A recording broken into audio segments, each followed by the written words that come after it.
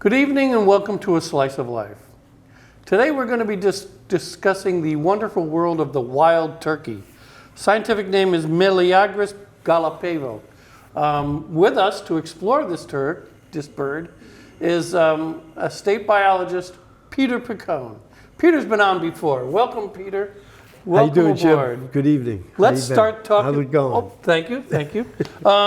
Let's just briefly discuss your work as a wildlife biologist for the state of Connecticut. Yeah, so I'm a habitat biologist, habitat program biologist. I manage state land habitat areas in the Western District. Yeah. We create habitats on state land, and then I also give technical advice to private landowners about creating habitat, improving habitat for wildlife. That's, it sounds like an easy job, but I'm sure there's a lot of details in there that are not so easy. No, it's a really rewarding job because bet, yeah. we help people, create better environments for wildlife. Okay, so let's start talking about the wild turkey. Where do you want to start? So, Jim, the wild turkey for me is a comeback animal, first of all, survival animal that was not one of the statistical extinctions, which is surprising. Right. It was at a time in our history, 1813 was the last living wild turkey in Connecticut that was recorded. Wow. It was in a story in North Branford, actually. It was a newspaper story about a wild turkey perishing. And that was the last known living wild turkey. So then for 150 years, approximately, they were not here. Missing, and we'll talk about the comeback, how we got them back. It's a real interesting story. What's really neat about the wild turkey, it doesn't migrate, so it has no ability to leave an area, and like a duck can fly to Louisiana if it wants, or a wood thrush can fly down to the tropics, scarlet tanager. These have to make their living all here in Connecticut, all 4 seasons. So it's really interesting bird. I think as we get into it, it'll become really apparent how unique it is and how extraordinarily it's a survivalist. It's a survivor. I wonder if the problem with the population back in the mid-1800s was that most of Connecticut was farmland back then. So that's correct. 75% of Connecticut by 1810 was all farm pasture. Turkeys need a variety of habitats. They're really a woodland dweller. They're really the foundation of their habitat is forest, but they like the mosaic, the red maple swamps, the beaver flowages, the meadows, the salt meadows, the fresh meadows, just a wide variety of habitats. So, yeah, it's one that really uses all of the different environments in an area. So. Now, what does a typical turkey eat? Well, we're going to get into that. It's an omnivore, so it eats a variety of things. Right. We're going to cover some really unique stuff that I found that they eat, but everything from acorns to blades of grass. Oh, wow. And to snails, to berries, earthworms, got a wide habitat. bugs, snakes. They'll eat anything. Wow. And pretty much, as an omnivore, whatever if it moves, I can eat it. Pretty much. Okay, can we show the food slides, Emily? There we go. Look at that. So this. What are we looking at there? So I'll tell you the story behind this slide. Okay. It's a real busy slide. Shows a lot of different things. Forget the penny. That's just for size, and anything that's metal in there is off just to show size. Yep. But one day I was on Route 118. I was going to work. I was going to a state wildlife management area. It was in March. If you see the date, it's March 2008. Right. On the slide. And a flock of turkeys were coming closer to the road in front of me. I slowed down, but the car in front of me accidentally hit one. So the turkey was off to the side of the road, and I pulled over and I went over to it and it expired. And turkeys have a crop where they store about an hour, hour and a half's worth of food that they forage and then Oh, they wow. store it. Yeah. And it's an evolutionary trait that it helps it gather food and have a storage, and then it can find a place where it can safely look around for the predators don't get at it. Right. So periodically during the day, they're going to fill their crop. So it's called a crop. It's a softball-sized sack Oh, at the base of the neck. that's pretty big. And because they don't have any teeth, they have a gizzard that grinds their food. Yeah. And I brought for you. See all those little Oh, it's like little stones. yeah, little stones. So they pick those up periodically to go into their gizzard to grind their food. Oh, wow. So they have like a little grinding machine, the gizzard. Yeah, It's their yeah. stomach, okay? So anyway, without getting too much detail, let's get back to the slide. I took the bird back to my office and went down to the lab, and I looked at the crop because it was full. So I wanted to see what it had eaten that day. Yeah.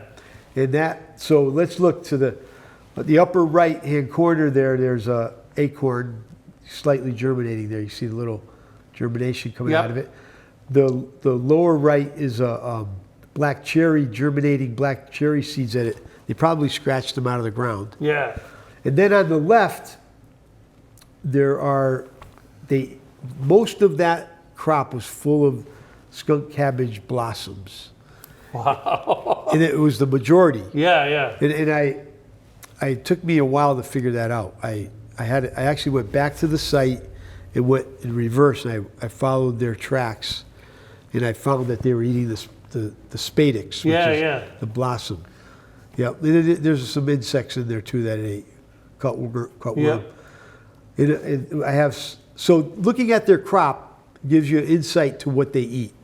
March is a very critical time when there's not a lot of food because it's at the end of the winter. Yep. And it's really, so that's why they went after that blossom, which the spadix of the skunk cabbage is the first blossom because the skunk cabbage has got heat, internal heat, Right, it's right. homeothermic, Yep. and it produces their blossom in March. So Wow.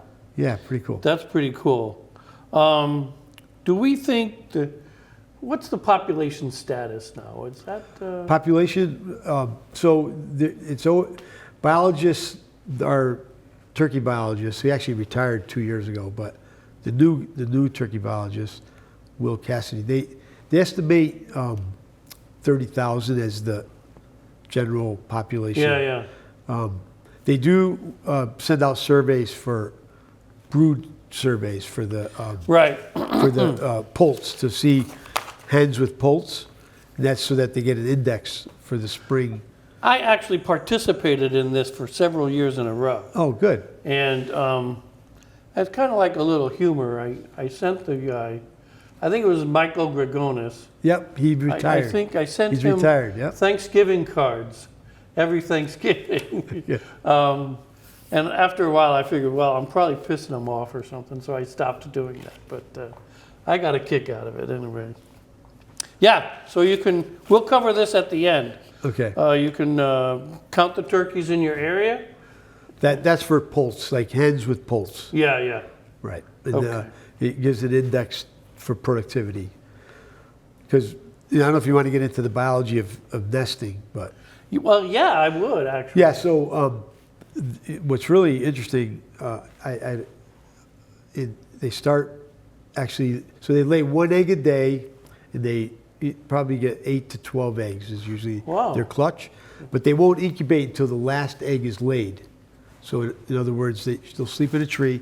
Yeah. Every day lay one egg, so Yep. 8 to 12 days, whatever amount of days. And then they'll incubate the whole clutch of eggs at once so that they all, when the heat is applied, they will hatch out at the same time, which is about 28 days. 28 days later. And I have some turkey eggs here, which Oh, wow. these were salvaged from. Unfortunately, one was hit by a flail mower, a nest, and the hen was killed, and That's pretty big, So it's got the modeling camouflage modeling Yeah, on it. yeah. Yep. So it takes 28 days to hatch, and they're precocial, meaning they're because it takes 28 days, they come out ready to walk, and the mother broods them with their feathers, keeps Yeah. them warm, and they leave. It's a ground nest, and they leave with the mother So foraging. the incubating parent sits on the ground for 28 days 28 days. and nothing eats her? Well, Slow down now. 50% mortality. Oh, yeah. I Yeah, bet. from bobcats, coyotes, Yeah, yeah. raccoons, A long list of things. yeah, bears. Wow, wow. Okay. Yeah, Let's about talk 50%. about. I'm sorry, what? About 50% make it. That's pretty high, actually. Is it? Well, if you were a wild turkey, you'd think it was pretty low. Excuse me. So now here's a question I have. Why doesn't a raccoon come along and eat some of the eggs? Can they not smell them? Or? So the wild turkeys, very interesting where they lay their eggs and where they make their nests. Yeah. A lot of times it's the middle of a field, like a hay field, Yep. a wildflower field. Could be an edge, a thicket. In the middle of the woods, could be in the middle of the woods at the base of a tree. They are very careful at selecting their nesting locations. They are very keen on their environment. Yeah. And they'll spend a lot of time observing their environment before they Oh. commit to an area. Yeah. And what's interesting, and I'll give you an example. I was in a power line right of way once with a landowner. Their land included a power line right of way. Right. And we were walking around. I was assessing the habitat. We were talking about the different native plants and some of the invasives. And you wouldn't believe it. I look over and there was a wild turkey hen. It was April 12th, which is like 2 days ago, right? Yeah. Or yesterday, Yeah. right? Yeah. Today the 13th. Yeah. Yeah. I actually have a video of it, but I don't think she has it. But We don't. But it was in a blackberry thicket, a blackberry, the blackberry. Oh, yeah. And, yeah. I just happened to look over and see it. Yeah. And her dog was off leash, and she put her dog on a leash right away. Yeah. That's another disturbance factor is off leash Oh, dogs. right. Yeah. Yeah. And her dog didn't pick up on it. We didn't go near her. When I spotted it, Yeah. we walked a different direction. Yeah. But she'll be there for 28 days incubating. Now she will midday sometimes come off and go forage a little bit, get some Yeah. water, but she comes right back. Does the male do any incubating? No. So Oh, she does it all by herself? yeah, so the wild turkey world, the hen raises the young. Wow. The male doesn't have any participation in it. That's funny. Yeah, it's the way the bird world. That's the way it goes, yeah. Yeah. As opposed to like cardinals, they both participate. What's that? As opposed to cardinals where they both participate. Yes, yes. Let's, I believe we have a turkey song that we want to share. Can we go ahead and play the song? Now tell us about the song, Peter, before we start. This song is I wrote it. It's to celebrate the wild turkey. Yep. And as you know, we did Bombus terricola last time, which is Yes, a bumblebee. right. This time it's a wild turkey. I believe it's celebrating wildlife using song. It's beautiful to celebrate Yeah. the creatures that we have, and this is one way that I enjoy doing it. Teaching while doing it too. Excellent. And you'll hear the gobble in there, and it's really it's a thrill to do it, to create it, and in the video, all my videos, and it's really neat to celebrate that. You do have a lot of videos, Yeah. which is very nice. Yep. Peter Picone on YouTube, right? Yep. There you go. Nature song. Let's roll the song.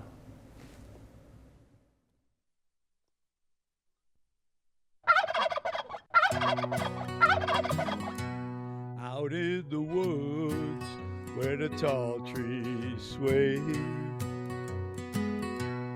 under the sky where the eagles play, there's a sound that echoes through the morning light. It's the majestic wild turkey, what a glorious sight. With feathers of gold and a strut so proud, he calls to the world, drawing in a crowd. Gobble, gobble, he sings his song in the heart of the forest where he belongs. Oh, majestic wild turkey, roaming so free, with your gobbles and calls, singing sweet harmony. You're the king of the woods, in your feathered attire.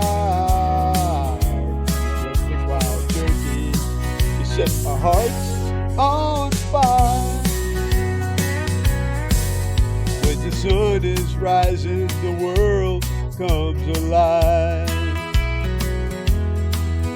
You're out there strutting, it's your time to thrive. In fields of green, as the dawn breaks anew, those golden feathers glisten with the morning dew. With every gobble, you claim your domain. In the wild you roam, even in the rain. You dance through the woods, so bold and so free. Majestic wild turkey, you inspire me. Oh, majestic wild turkey, roaming so free, with your gobbles and calls, singing sweet harmony. You're the king of the woods, in your feathered attire.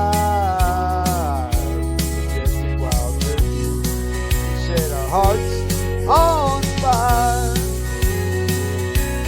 Now when the harvest moon lights up the sky, and the stars twinkle down as the night goes by, I think of the turkey, so brave and so wise, with a heart full of spirit and a gaze to the skies. If you hear the melody of nature's gobble call, know it's the wild turkey, majesty of all.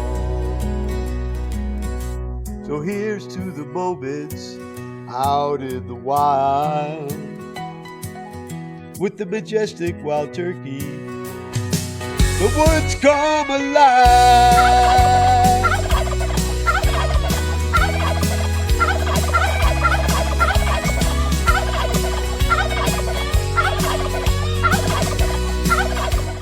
Okay, so that was the Wild Turkey by Peter Percone.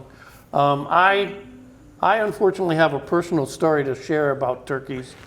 I was driving up in Massachusetts in my Buick Enclave, and I was going up to help my son, and I was in the middle lane of a 3-lane highway, and I saw this turkey crossing the highway, and I naturally steered to the left because I figured he would either stay there or pop up and fly away. But he didn't do either of those. He just kept walking to the right to left, and I hit him pretty hard at 65 miles an hour. And I did not stop to inspect the turkey, but I looked in the side view mirror, and there was feathers going everywhere. So unfortunately, he made a bad decision, and I walked right into him anyway. So let's go back to the nesting and the male's role in the nesting strategy there. Sure. Does he play an active role? Yeah. So in the bird world, there's variety of breeding strategies, right? In the turkey world, just like the chickens and the roosters, Right. the same kind of the male is breeds with multiple hens, Oh, up to 10 hens, yeah. Oh, wow. and they and the hens they go off and lay their eggs and Yeah, they go find a breed. spot. Yeah. So so that's their, and the male doesn't participate in the rearing of the poults. They're called poults, and that strategy is what they've evolved to do, so that it secures I their guess future. it works for Yeah, them. right, and they're all there are there's just as many males and females, but that's what it starts. The pecking order starts happening in the late winter, and Yep. the only breeding the- season starts in March through end of March through May. The end of And May. only the best strutter gets to procreate. Let's take a look at some of the stuff you brought us here, Peter. So I guess we could talk about there's the feathers, okay? Yep. So the feathers, there's about 5,000 to 6,000 feathers on a turkey. Can we okay? hold this up? Yeah. So this is the fan, this is the tail, the tail. Yep. And I know this is a mature tom, or a tom that is greater than 2 or more years old. This, they molt all their feathers. So Yeah. their feathers are, if this was a young turkey, these would be longer here. Oh. And then they replace them from the inside out. So, Oh, okay. So they won't replace them all at once. They replace them one by one. So the jakes will have they'll appear to have longer ones at the middle, and then shorter ones because they're the first year feathers. Wow. But the feathers are really really camouflaged. The Yeah. male is more brilliant. There's lots of iridescence in their feathers. Iridescence. The female is more camouflaged, less iridescence, because they are, they want to be camouflaged. Obviously. Yeah. Now, did you make this, or where did you Yeah, get yeah. this? It's a little way to preserve a fan, so Oh, I have it that's on my very wall. nice. Yeah, it's Let's beautiful. It's beautiful. let's talk about your noise-makers, or the feather, So- the arrow. Let's look at the arrow. So I brought a replica arrow. It's a replica for how Native Americans used to. They'll use the wing feathers of the turkey to make their arrow shafts. Yeah. Their arrow shafts. There's sinew here that they put in. Then this is an arrowwood viburnum stick, Yeah. or stem of Yeah, it. yeah. Yeah, and then the point is of the femur of a deer. And then it's got No sinew. way. Yeah. Wow. Now, what you may not be able to see on the camera is that these arrows, these feathers are kind of like turned a little bit. Yep. So I guess So it's going to out spin. through the sky, they can rifle a little bit. Or turn. rotate. Yeah, rotate, right. Which I guess will add stability, which is a fascinating innovation. I didn't know the natives had such Yeah, innovation. so as we all know, the Native Americans hunted all the wild game, and the other thing they had is this is a wing bone, the wing bone call that how the Native American, it's a replica of how the Native American culture would build their call. This is a turkey call. Oh. And I could demonstrate it. The bones are hollow, and it's the wing bone. Yeah. And so in the spring, the hen turkey yelps, Okay. and the gobbler gobbles, and you heard the gobbles. Oh, yeah. So the gobbling is supposed to attract the female, Right. and then, but the hens will yelp. They'll do a yelp sound, and it goes.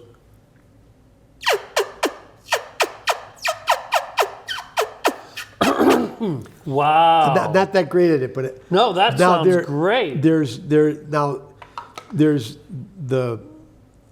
the modern turkey call. Yeah, yeah. This is the primitive. Well, you know let's hear how that they again, did it. can we? Yep.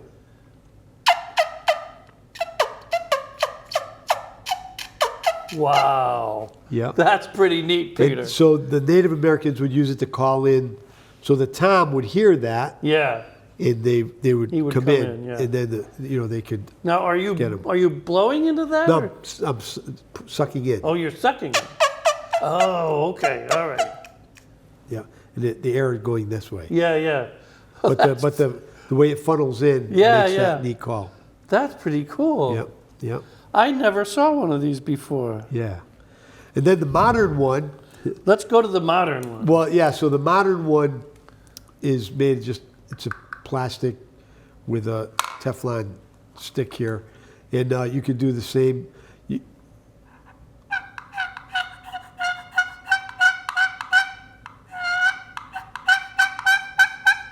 Now there's over 20 calls, like 27 calls they've documented, but if you were, I guess what I'd like to share maybe is what a typical hen, if it was in a field and its poults are all around it, it's a feeding content call. Like if they're feeding, they're content. Yeah. The little poults are feeding on bugs in the Yeah, field and they're finding food. Everybody's happy. Mother's always watching for Yeah, predators. yeah. She's always watching around. Yep. And she'll do a cluck and a purr, which is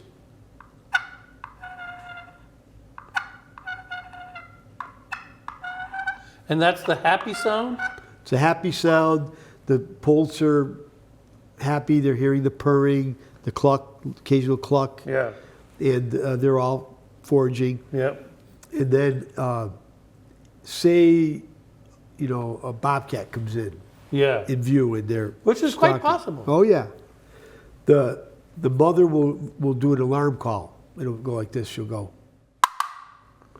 And once she does the putt, the poults will freeze and they'll literally just freeze in place. And if the predator continues forward, she will go off and make believe she has a broken wing. Oh, right. And yeah. she'll bring the predator far away. Oh, I didn't know turkeys did that. Yeah, Wow. and she's really good at that. And we had a similar incident at our land where we were walking, and I saw a poult just laying on the ground, the poult by itself. We didn't see any. I was taking photos of some plants, and my two sons were with me, Neil and Anthony, and I thought the poult was injured. Because Right, we yeah. didn't see any. When we walked into the field, we didn't see any turkeys. Yeah, yeah. So I picked up the turkey, handed it to my son. We took one picture, and all of a sudden the ground erupted, and she took off with a broken wing display. He dropped the bird. Wow, yeah. It was on our land over in Sprague, Connecticut. Wow. Anyway, there was over 10 poults took off. Yeah, yeah. And they followed the mother, and then they'll reassemble later on. How soon till the poults can fly? It's like 5 days. They can already, yeah. Wow. 5 days they can already start living. They can fly up. That's really far. fast. Yeah. Well, they're precocial. They. Yeah, yeah. Yeah. But they're going to stay with her through the summer, fall into the fall. Yeah. And then they'll break up into jakes and hens. Jakes are the young birds, Yeah. and then the hens will be. Like bachelor pods and Fly. They kind of pair up if they separate. The hens stay together. oh wow. This is after the fall, after Okay. they get bigger. Did we look at all the slides, Emily? There should be another slide of a. Yeah. Now this shows another abundance. Oh, there we go. Yeah. Now this was this. You see the crop to the left there. See that's the crop. Oh. The sack. When Yeah. you open that up, all that stuff was in there. Yeah, yeah. 46 black oak and scarlet oak acorns. 46 in that crop. Then on the right, that's crown vetch. It's a legume. On the Yep. bottom right are basswood seeds. And then you can see all the insect life on the left there. So when their crop is full, And do they go like fly up in a tree or So digest like chewing cud like a cow? So they grind their food, but when they go to roost, they have a full crop. They go to the roost with a full crop. Okay. But in the middle of the day, they'll forage, and they might just hang around together, and then they'll be observing. Yeah. And then feeding. They'll be swallowing their food. Right. So it's really an evolutionary strategy to avoid predation. Rapidly feed. Yep. And then store it. Store a Yep, pretty good yep. amount. Yeah. And then eat. Little by little. I have a bird feeder, and I used to have a platform feeder, and I would throw peanuts up there. Yeah.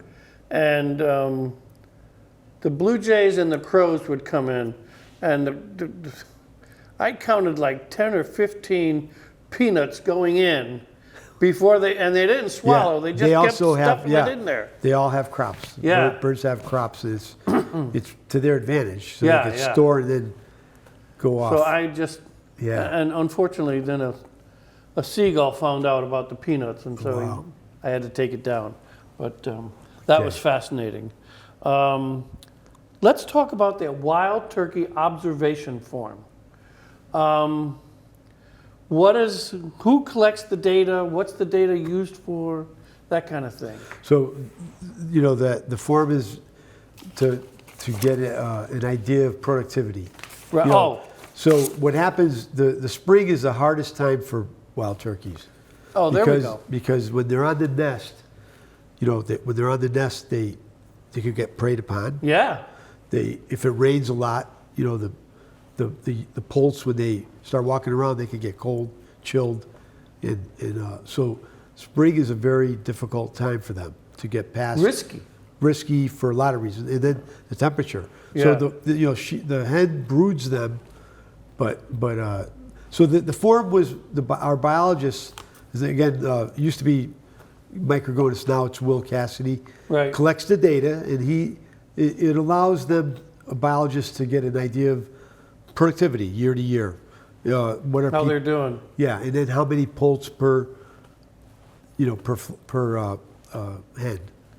Now I have another question, and I didn't brief you on this. I didn't. Uh-oh. No. Excuse me. About 1905, when the chestnut blight hit us, Right. and if you read the reports, the forest floor was just ankle deep in chestnuts. Right. Lots of food. Yep. And I would have to imagine that the turkey population took advantage of that. And when that went away, is there any documentation about the population suffering? Jim, remember you said how by 1810 Connecticut was field. Yeah, right. so that they already had disappeared off the landscape because we had fields. Oh, right. But in 1905, that 1905 is about 80 years, 90 years post farming. It was, when peak farming was like 1810. Right. And then gradually, by 1920, you had the Industrial Revolution. Oh. So there was a lot of abandonment, Yeah. farm abandonment. Yeah. So that wasn't what affected the turkeys, though, because they weren't around for They that. weren't there, yeah. They weren't around for that. Wow. Yeah. And now, as you know, the acorns, other masts have taken the place of the American chestnut. Right. But it was a very highly preferred food source by a was- lot of wildlife. If you do a little reading on the Yeah. American chestnut, it was just It was huge. everybody loved this tree. Yes. Everybody. Yeah.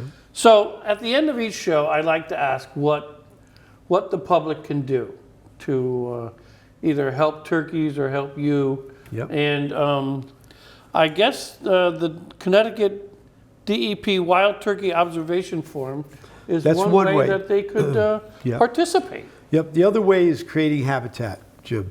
Oh, So you know how these eggs were run over by a mower, a tractor? yeah. If you be How many careful, eggs you got there? there's 3 of them in here. Oh, wow. This was a nest of 6 that got run over. The hen was killed. Yeah. Watch this time of the year. They're either in fields, nesting in fields, Yep. hedges, or forest. And if you're going to hay a field, if you delay it, you won't run them over. So if you delay mowing a little Right.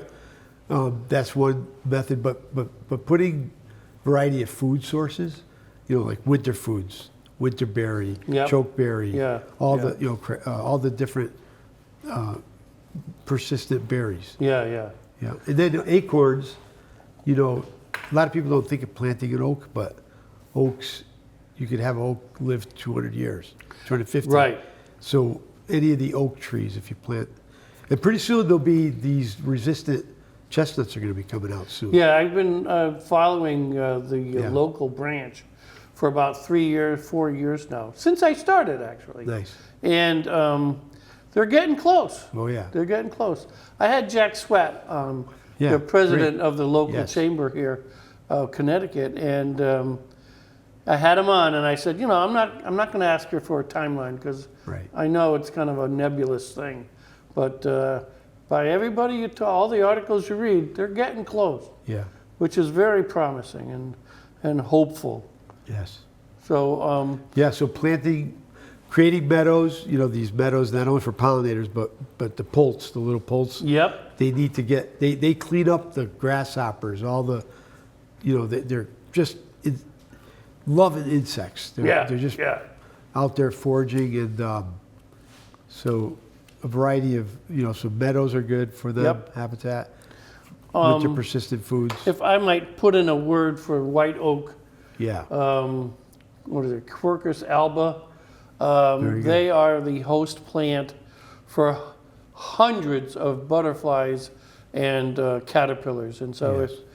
if you have the proof, I don't have enough room on my property for an oak tree. But if you have a big property, maybe think about putting in a white oak Yep. or some other kind of oak, and maybe you'll benefit the turkey population. Absolutely. And I would give you the address for this, but it's the link is really long. But if you go to the Connecticut State DEP and look around for the wild turkey observation form, it'll come right up. It's not hard to find. And the observation time starts June 1st to August 31st.